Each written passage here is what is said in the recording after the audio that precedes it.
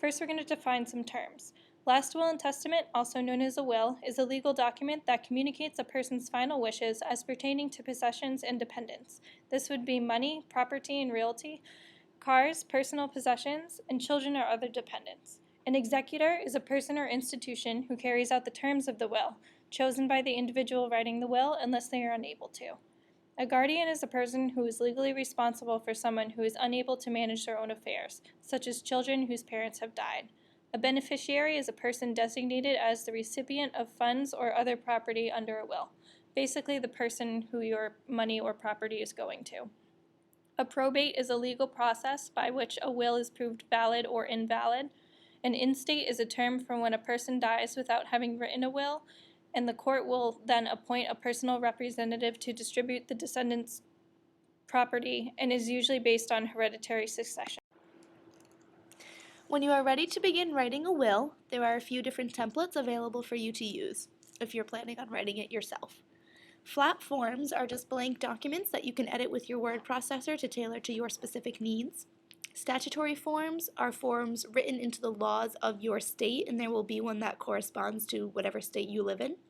Will books are books that usually provide thorough instructions for filling out those flat forms, and they also offer additional information about estate planning and advice about what to leave and to who.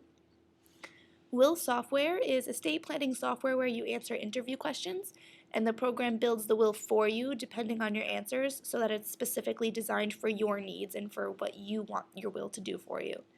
And finally, online will programs work like will software, but instead of loading the program onto your computer with a disk, you make your will online on a kind of website.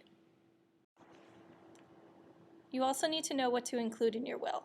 You should be clear with your wishes, and it all depends on what you would like your will to do for you. These are some of the things your will can do for you. Distribute your property, name your executor, name guardians for young children and their property, state how to pay debts and taxes, provide for pets, and serve as a backup for a living trust.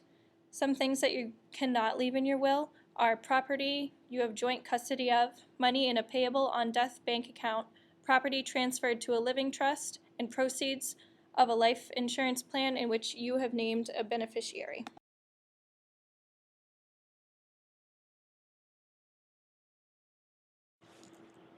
Making your will legal is a very simple process. To do this, you just need to sign your will, and 2 witnesses must sign it with you. Those 2 witnesses do not need to read your will, they do not need to watch you write it, and they do not need to know what is in your will. They simply need to be informed that it is your will and they need to sign it. There is an additional step you can take during this process, but it is not mandatory. This additional step would be to attach a self-proving affidavit, which is a form where the witnesses have sworn under oath that they have signed and witnessed your last will. In most cases, a notary public will have to oversee the swearing.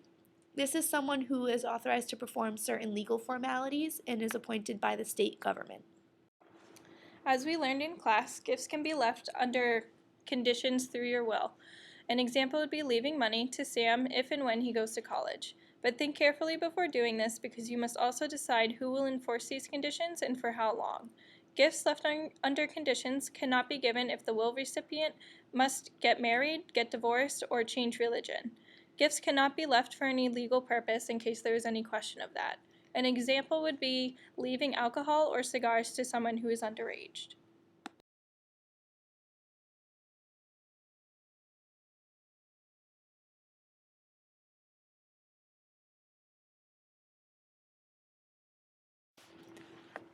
Providing long-term care for someone with a disability is not something you should do in your will. It's better to set up a trust fund or an account that's tailored specifically to that beneficiary's needs. An example of this would be leaving extra money to someone with a disability to pay for their medical expenses. If you provide this extra money in a trust fund or a separate account, you won't be at risk of jeopardizing their government benefits.